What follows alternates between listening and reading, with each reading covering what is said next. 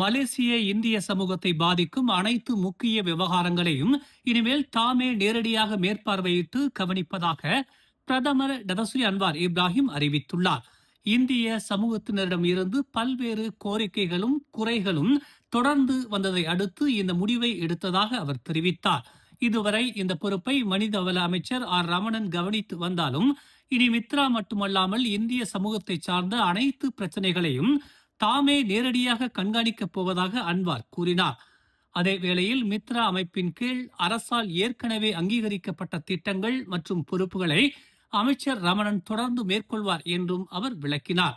இந்த நடவடிக்கையின் மூலம் தெக்கூன் நேஷனல், அமானா இக்தியார் மலேசியா, கடன் உத்தரவாத திட்டங்கள் மற்றும் இந்திய சமூகத்தின் பொருளாதார முன்னேற்றம், நலத்திட்டங்கள் உள்ளிட்ட பல்வேறு கொள்கைகளின் ஒருங்கிணைப்பு மேலும் வலுப்பெறும் என்றும் பிரதமர் தெரிவித்தார். மேலும் ஒற்றுமை அரசை சில தரப்பினரின் குற்றச்சாட்டுகள் அல்லது கருத்துகளின் அடிப்படையில் அல்லாமல் அரசு செயல்படுத்தி உள்ள திட்டங்கள் மற்றும் சாதனைகளின் அடிப்படையில் மதிப்பீடு செய்யுமாறு இந்திய சமூகத்தினருக்கு அவர் வேண்டுகோள் விடுத்தார். இதனிடையே கடந்த காலத்தில் கோயில்கள் தொடர்பாக பேசும்போது சட்டவிரோத கோயில்கள் என்ற சொல்லை பயன்படுத்தியதற்காக அன்வார் மன்னிப்பு கோரினார். நான் பிரதமராக பொறுப்பேற்ற பிறகு ஒரு பழமையான கோயில் கூட இடிக்கப்படவில்லை. விதிமுறைகள் உள்ளன.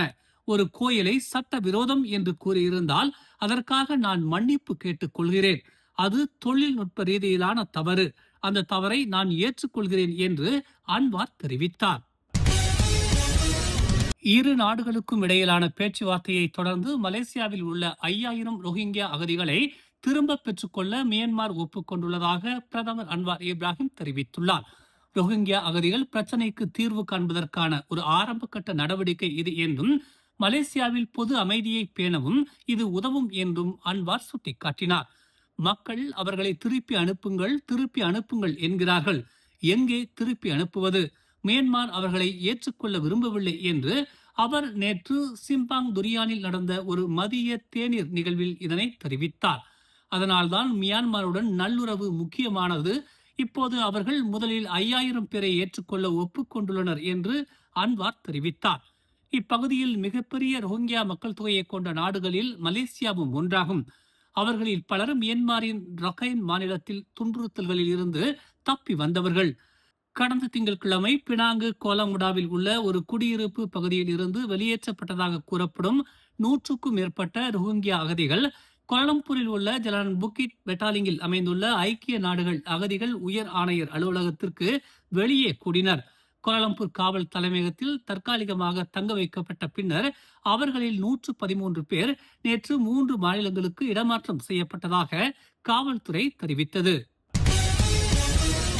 வரும் சனிக்கிழமை நடைபெறும் நெகிரி செம்பிலான் மாநில தேர்தலில் பக்காத்தான் ஹரப்பான் கூட்டணிக்கு ஒருவேளை தோல்வி ஏற்பட்டால் கூட்டரசு அரசாங்கத்தின் நிலைத்தன்மைக்கு பெரிய தாக்கங்களை அது ஏற்படுத்தக்கூடும் என்று டிஏபியின் பொதுச் செயலாளர் அந்தோனிலோ தெரிவித்துள்ளார். 2028ஆம் ஆண்டின் தொடக்கத்தில் தங்கள் பதவிக்காலம் முடியும் வரை கூட்டணி ஒற்றுமை அரசாங்கத்தில் நீடிக்கும் என்று பரிசான் நேஷனல் தலைவர்கள் பக்காத்தான் ஹரப்பானுக்கு பலமுறை உறுதி அளித்திருந்தாலும் அரசியல் நிகழ்வுகள் மாறக்கூடும் என்று லோ சுட்டிக்காட்டினார்.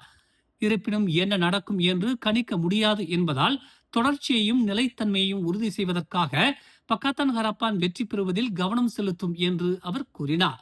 அரசியல் என்பது தொடர்ந்து மாறிக்கொண்டே இருக்கிறது என்று அவர் தெரிவித்தார். எனவே இது நிச்சயமாக நமக்கு தெரிந்த ஒன்றுதான் என்று அவர் கூறினார். அரசியல் நிலைத்தன்மை என்பது இறுதியில் தேர்தல் பலத்தையே சார்ந்துள்ளது என்றும் அவர் குறிப்பிட்டார். அரசியல்வாதிகள் பலத்தின் மொழியை மட்டுமே பேசுவார்கள். தேர்தல் பலமும் அரசியல் பலமும் இல்லை என்றால் நிச்சயமாக நாங்கள் பலிகடாவாக்கப்படுவோம் என்று அந்தோனிலோ தெரிவித்தார். கடந்த வாரம் 2ஆம் படிவ மாணவியை கடத்தி அவருக்கு காயம் ஏற்படுத்திய குற்றத்தை ஒப்புக்கொண்ட லாரி ஊழியர் ஒருவருக்கு கூலி மஜிஸ்ட்ரேட் நீதிமன்றம் 38 மாதங்கள் சிறை தண்டனை விதித்துள்ளது. மஜிஸ்ட்ரேட் நூர் ஹமீசா மாட்ஷா 39 வயதான சம்பந்தப்பட்ட சைரிட்ஸுக்கு கடத்தல் குற்றத்திற்காக 38 மாதங்களும் காயம் ஏற்படுத்திய குற்றத்திற்காக 5 மாதங்களும் சிறை தண்டனை விதித்தார். ஜூலை 24ஆம் தேதி கைது செய்யப்பட்ட நாளிலிருந்து இந்த 2 தண்டனைகளும் ஒரே நேரத்தில் அனுபவிக்கப்பட வேண்டும் என்றும் நீதிமன்றம் உத்தரவிட்டுள்ளது. ஜூலை 23ஆம் தேதி மாலை 6:30 மணிக்கு பாடாங் சராய் பகுதியில் உள்ள SMK டத்தோ லேலா பஹலவான் பள்ளிக்கு முன்பாக 14 வயது சிறுமியை கடத்தியதாக சைரிஸ் மீது குற்றம் சாட்டப்பட்டது. தண்டனை சட்டத்தின் பிரிவு 361 கீழ் அவர் மீது குற்றம் சாட்டப்பட்டுள்ளது. அதே சட்டத்தின் பிரிவு 363 கீழ் தண்டனைக்குரிய குற்றமாகும். இதில் குற்றவாளி என நிரூபிக்கப்பட்டால் அதிகபட்சமாக 7 ஆண்டுகள் சிறை தண்டனையும் அபராதமும் விதிக்கப்படும். ரோன் 97 பெட்ரோல், மானியமில்லா ரோன் 95 ரக பெட்ரோல் மற்றும் டீசல் ஆகியவற்றின் விலைகள் இன்று முதல் தலா 20 சென்ட் அதிகரிக்கும் என்று நிதியமைச்சு அறிவித்துள்ளது. தற்போது 1 லிட்டர் ரோன் 97 ரக பெட்ரோல் விலை 4 ரிங்கிட்டிலிருந்து 20 சென்டாக உள்ளது. இது இன்று முதல் 4 ரிங்கிட் 40 சென்டாக உயரும்.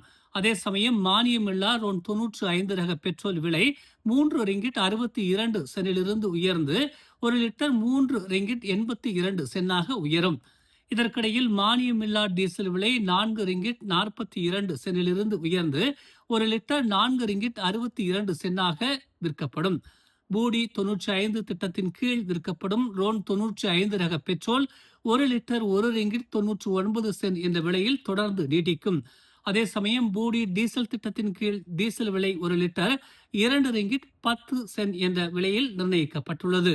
மானிய பெட்ரோல் கட்டுப்பாட்டு அமைப்பான SKPS-இன் கீழ் வழங்கப்படும் மானிய பெட்ரோல் 1 லிட்டருக்கு 2 ரிங்கிட் 5 சென்ட் என்ற விலையிலும், மானிய டீசல் கட்டுப்பாட்டு அமைப்பான SKDS-இன் கீழ் வழங்கப்படும் மானிய டீசல் 1 லிட்டருக்கு 2 ரிங்கிட் 15 சென்ட் என்ற விலையிலும் விற்பனை செய்யப்படும். இந்த விலைகள் ஆகஸ்ட் 5ஆம் தேதி வரை அமலில் இருக்கும். மேலும் செய்திகளை தெரிந்து கொள்ள தமிழ் மலர் இணையதளம், தமிழ் மலர் செயலி மற்றும் மலர் டிவி யூடியூப் சேனலை வலம் வாருங்கள். எங்களோடு இணைந்திருக்க மலர் டிவியை பதிவு செய்து கொள்ளுங்கள். உறவுகள் மகிழ்ந்திட விருப்பம் மற்றும் பகிர்வு சேவையை சொடுக்கிடுங்கள்.